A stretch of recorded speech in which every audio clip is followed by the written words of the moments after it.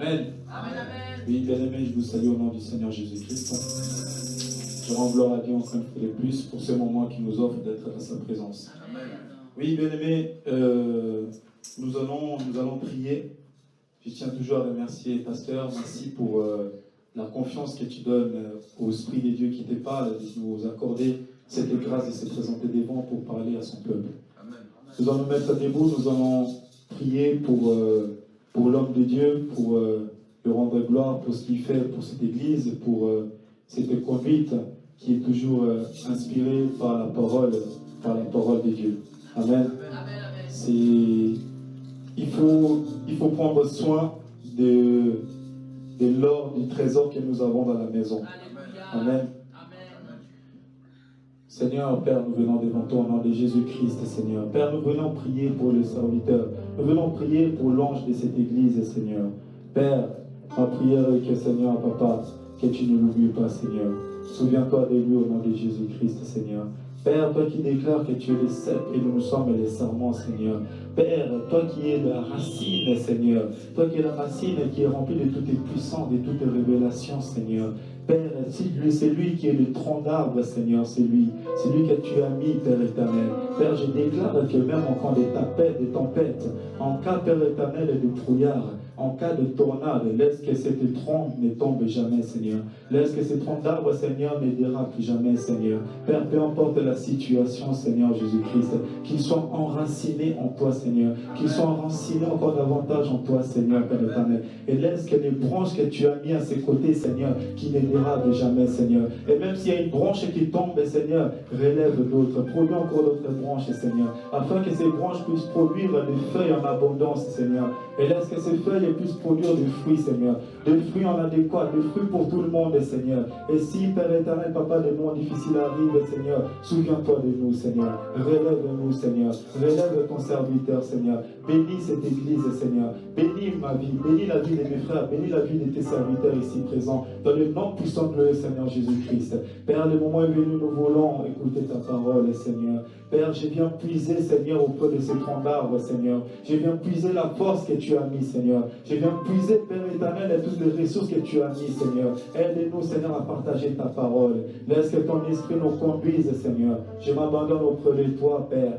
Laisse que, Père éternel, ta parole sorte. Tout ce qui ne vient pas de toi, Seigneur, je déclare que ce soit nul et sans effet. Au nom puissant glorieux, Seigneur Jésus-Christ. Inonde ces lieux par ton sang, Seigneur. Ouvre les oreilles afin que nous puissions entendre ta parole, Seigneur. Et laisse que ta parole tombe sur une bonne terre, Seigneur. Car nous voulons avancer avec toi, Seigneur. Nous ne voulons pas reculer, Seigneur. Nous voulons aller de l'avant avec toi, de gloire en gloire, de victoire en victoire. Dans le nom puissant glorieux, Seigneur Jésus-Christ, nous avons ainsi prié. Amen, amen, amen.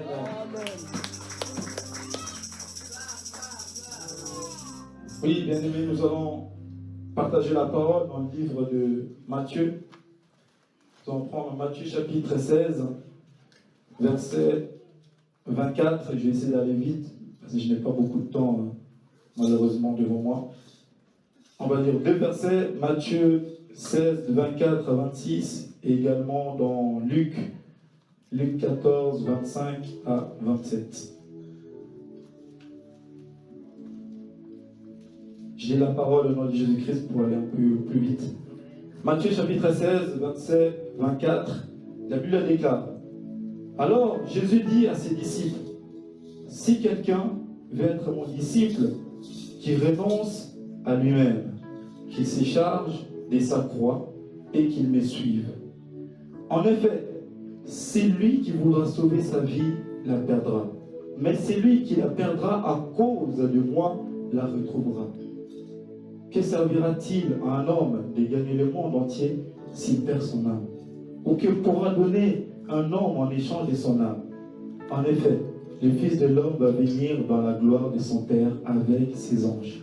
Et alors, il traitera chacun conformément à sa manière d'agir. Amen. Ensuite, nous allons lire dans le livre de Luc, Luc chapitre 14, à partir du verset 25.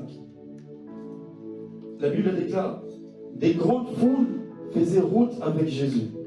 Il se retourna et leur dit, si quelqu'un vient à moi sans me préférer à son père, à sa mère, à sa femme, ses enfants, ses frères et sœurs, et même à sa propre vie, il ne peut pas être mon disciple. C'est lui qui ne porte pas sa croix et ne me suit pas, ne peut pas être mon disciple. En effet, si l'un de vous veut construire une tour, il s'assit d'abord pour calculer la dépense et voir s'il a de quoi la terminer. Que Dieu bénisse sa parole. Amen. Oui, bien-aimés, c'est condition pour être un disciple de Jésus. Souvent, je ne sais pas si vous avez déjà fait réellement un stop quand vous lisez ces versets. On voit que beaucoup de gens, ils voulaient suivre Jésus à cause des miracles qu'il faisait, à cause des prodiges, à cause des choses que les hommes n'avaient jamais entendues, jamais vues. Maintenant, Jésus, quand il avance, il se retourne et il leur dit, écoutez, si vous voulez me suivre, voici les 3 conditions. Et il dit bien, si quelqu'un veut, c'est même pas lui qui oblige, c'est vraiment si c'est ton vouloir à toi, si tu veux suivre Jésus, voici les 3 conditions. Mais moi, je vais m'arrêter seulement à une seule condition, qui est le renoncement. C'est quelque chose qu'on ne fait pas réellement attention quand nous, ou du moins pour moi, quand j'avais lu ce verset pour la première fois, mais le renoncement, c'est quelque chose de très important. Ce n'est pas quelque chose à prendre à la légère. Est-ce que toi, tu as réellement été conscient d'avoir renoncé ta vie? Est-ce que tu as réellement renoncé à ton caractère? Est-ce que tu as réellement renoncé à ne pas suivre ta famille? Est-ce que tu as réellement renoncé à mettre Jésus-Christ ta priorité? Est-ce que tu as réellement renoncé que ce ne soit plus toi qui prennes les décisions, mais que ce soit Jésus qui prenne toutes tes décisions? Le renoncement. Est-ce que tu as déjà abandonné quelque chose pour suivre Jésus? Est-ce que tu as déjà pris un engagement pour Jésus? Moi, c'est quelque chose que j'ai renoncé à une partie, d'autres, en fait, je n'avais pas renoncé. C'est facile de renoncer à ces mauvaises habitudes, c'est très facile. Mais de renoncer aux choses que nous sommes attachés, c'est beaucoup plus difficile. Parce que le renoncement, c'est le fait de quitter, le fait de s'abandonner, le fait de se dépouiller totalement à nous-mêmes. C'est le fait d'être dévoué totalement en Christ. Et plus en nous, nous ne sommes plus maîtres de notre vie. C'est-à-dire que je renonce totalement à mes prises de décisions. C'est-à-dire qu'aujourd'hui, si j'ai envie de partir en voyage, je veux dire, est-ce que l'endroit où je vais aller, est-ce que c'est un endroit qui peut glorifier Dieu? Est-ce que Jésus-Christ peut être glorifié dans le lieu où je vais aller? Si j'ai renoncé, ça veut dire qu'il y a des voyages, il ne faut même pas venir m'en parler. Il y a des destinations auxquelles je peux aller, mais je vais toujours réfléchir, est-ce que Jésus-Christ a sa part là-dedans? Il y a des projets que je ne peux plus m'engager. Est-ce que je vais toujours réfléchir, mais si je m'engage à ce projet, est-ce que Jésus-Christ peut se glorifier là-dedans? Si ce projet ne glorifie pas Dieu, même si ça peut rapporter gros, je n'irai pas, je ne le ferai pas. Le renoncement, c'est le fait d'abandonner totalement à lui, ses pensées. Souvent, j'avais un ami, oui, c'était une très bonne idée. Oui, il était venu me voir, mais tu sais, j'ai un projet, je dois construire une boîte de nuit dans mon bled. Je lui disais, ouais, c'est vraiment bien. Et je voulais même le soutenir là-dedans. Mais finalement, si tu prends du recul, tu te dis, mais attends, mais moi j'ai renoncé seulement à quoi en fait dans ma vie? Là, je vais aller à l'église, je viens, je dis, Seigneur, oh, j'ai pris pour les âmes, sauve les âmes perdues, sauve les âmes perdues. Puis d'un côté, j'ai fait des projets pour que les mêmes âmes aillent encore dans les boîtes de nuit. On réfléchit, on dit, mais ça n'a pas de sens. Ça n'a pas de sens. Le renoncement, c'est le fait d'enlever aussi, de renoncer à son hypocrisie, à son caractère, et de dire que je veux suivre Jésus, mais je ne peux pas le suivre avec le mauvais caractère qui est en moi. Je suis orgueilleux, je ne peux pas, je dois renoncer. C'est très clair cette parole, qui renonce à lui-même. C'est le fait de me dire non, je connais mes défauts, mais je dois pouvoir me dépouiller de ça. Il faut que je m'abandonne, il faut que j'enlève cet orgueil, il faut que j'enlève cet esprit de jalousie, il faut que j'enlève l'hypocrisie, il faut que j'enlève toutes les calomnies. Je ne peux pas suivre Jésus, encore garder un petit point, un petit pourcentage de mes mauvais désirs. Je ne peux pas. Le renoncement. Souvent, on renonce seulement. Oui, je renonce à ne plus aller en boîte de nuit. Oui, je renonce à l'alcool. Oui, je renonce à la cigarette. Mais quand tu renonces maintenant, c'est que tu renonces, tu le mets où? Le temps que tu ne passes plus dans les boîtes de nuit, le temps que tu ne passes plus tu ne consacres plus d'autres projets. Les restes du temps, tu les passes où? C'est pour ça que souvent, nous sommes des chrétiens à temps partiel. On renonce seulement à certains moments parce que nous sommes chauds. Nous sommes chauds en ce moment. Il y a le feu, nous sommes là. Mais jusqu'à quand? Jusqu'à quand? Il y a des chrétiens à durer. Ils savent déjà leurs limites. Ils sont déjà fixés. Moi, je renonce à ne plus aller, à servir Dieu à 100% jusqu'à fin octobre. Parce que novembre, décembre, il y a les fêtes, il faut que je voyage, Ils mettent déjà des planifications. Ils sont déjà planifiés leur moment. Des chrétiens en intérim. Ils attendent dès que il y a le feu qui arrive, ça va plus là, maintenant ils viennent postuler. Pasteur, faut qu'on prie. J'ai besoin de la prière, là ça va pas, mais tu avais renoncé à tout ça. Est-ce que réellement tu avais fait un renoncement? Réellement.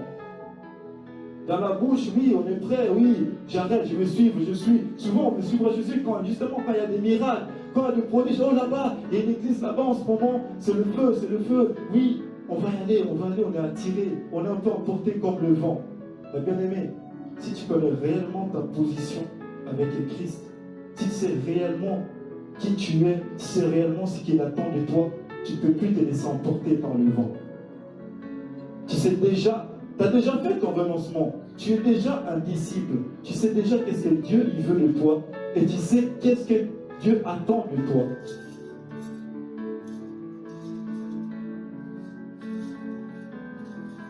Et quand on renonce, justement, ça veut dire qu'on est consacré, on consacre notre vie totalement en Christ.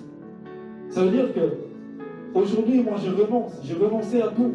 Je ne calcule plus, je ne prends plus de décisions par moi-même sans pour autant consulter le Saint-Esprit. Je ne peux plus aller à un endroit sans avoir une confirmation du Saint-Esprit. Je ne peux plus faire même un achat, ça va dans les détails. Ça va dans les détails.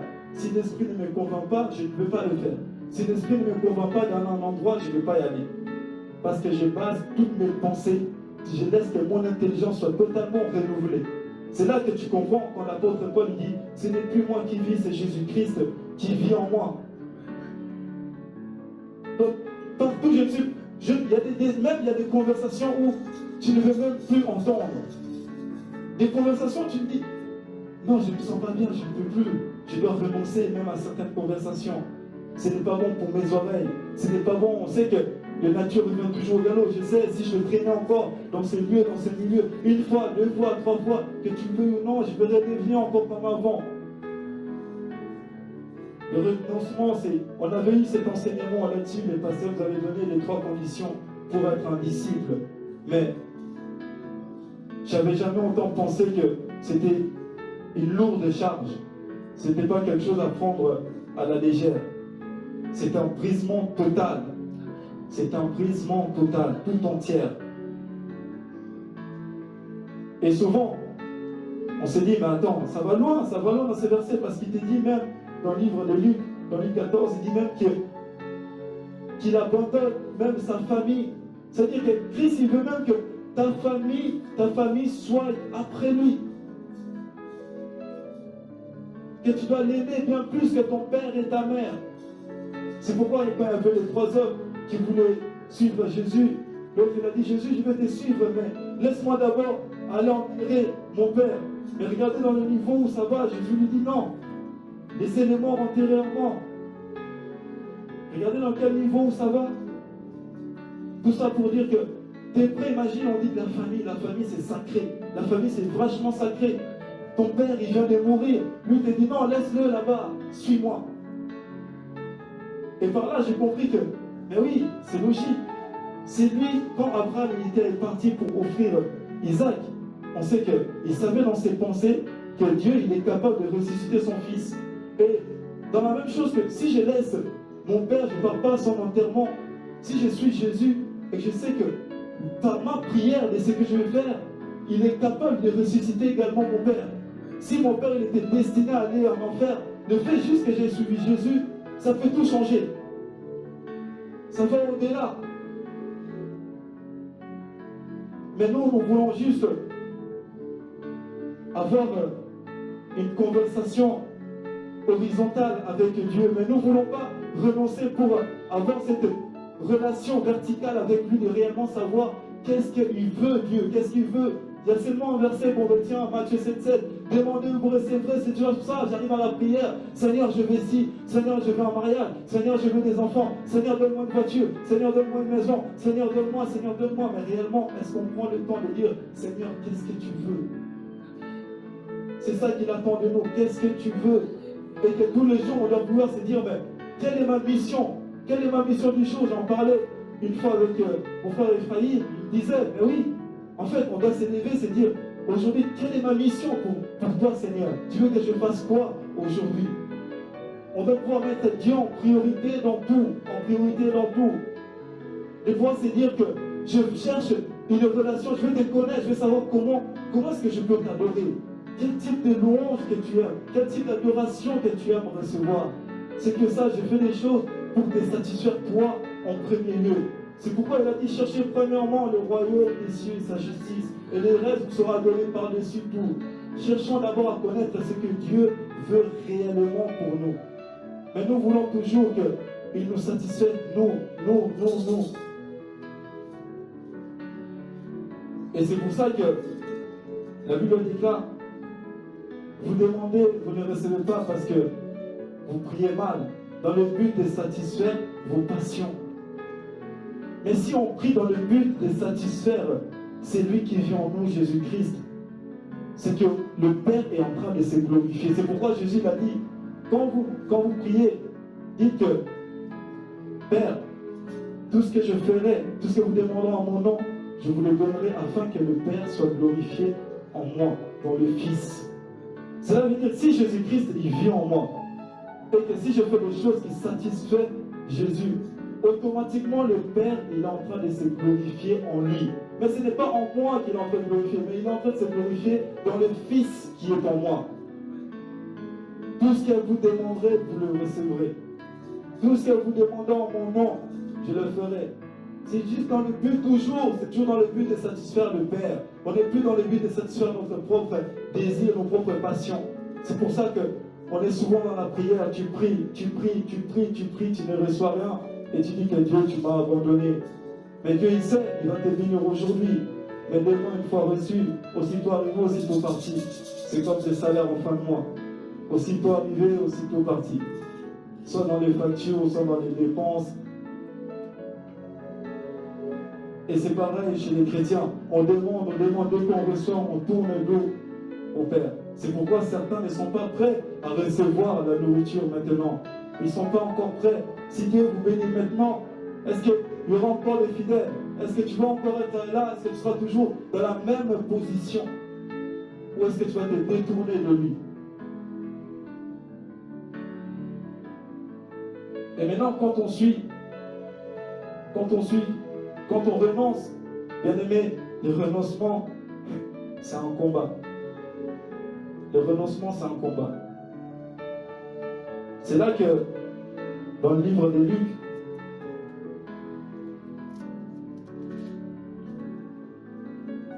dans le livre de Luc 14,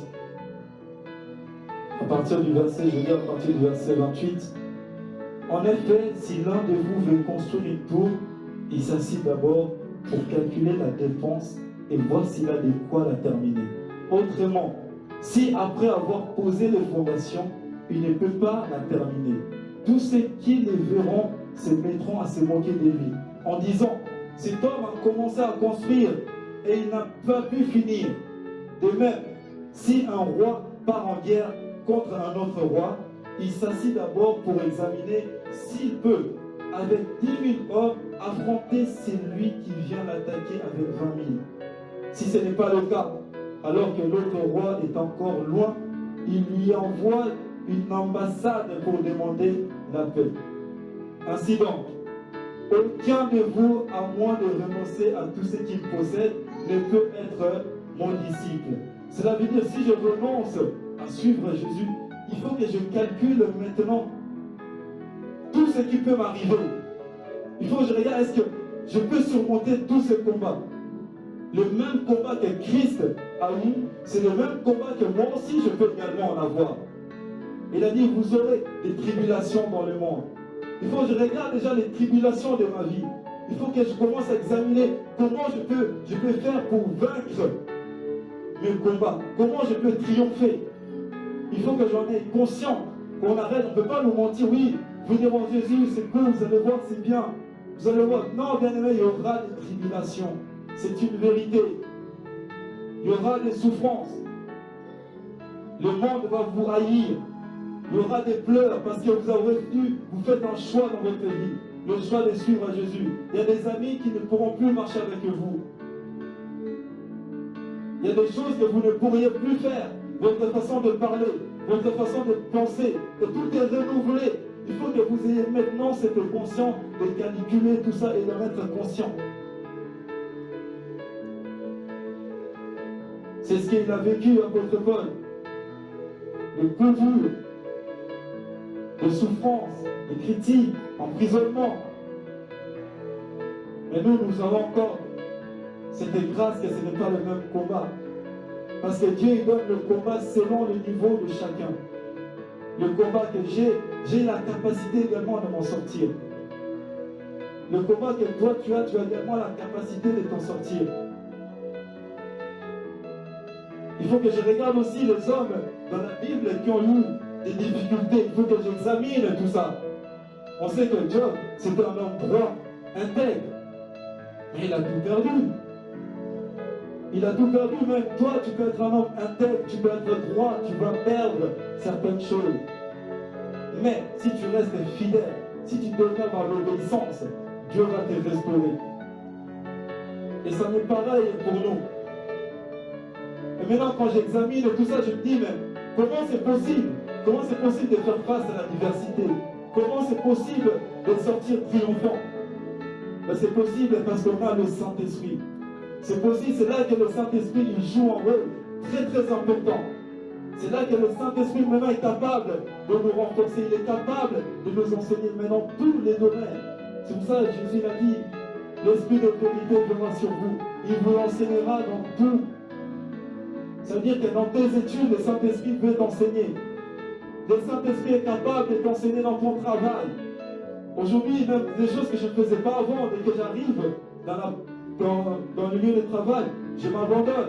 Je prie, je dis, mais Saint-Esprit, tu ne t'arrêtes pas seulement les dimanches à l'église ou pendant la prière, donc tu es aussi capable de m'enseigner dans ce que je fais. Et je vous dis vrai, c'est des choses qui marchent. On doit leur faire confiance.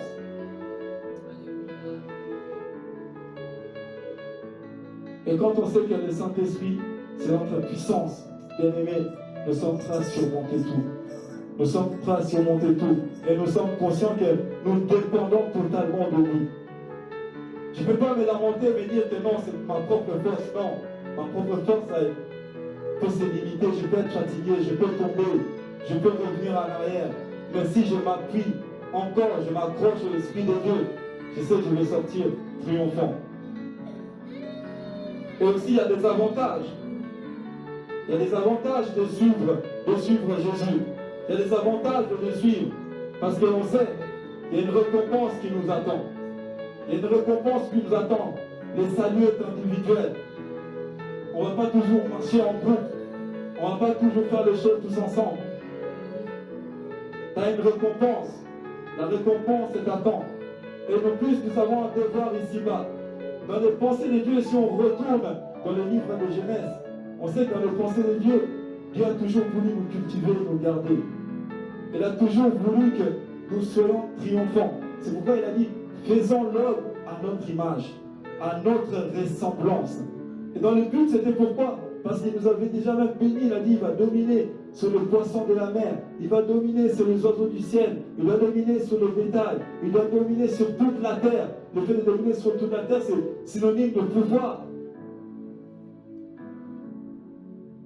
On avait déjà dans les pensées de Dieu, ça a toujours été là. Ça veut dire que si aujourd'hui moi je continue et je suis Jésus, je suis en train de suivre pour reprendre également tout ce que Dieu avait déjà promis dès le commencement, dès le livre de Genèse.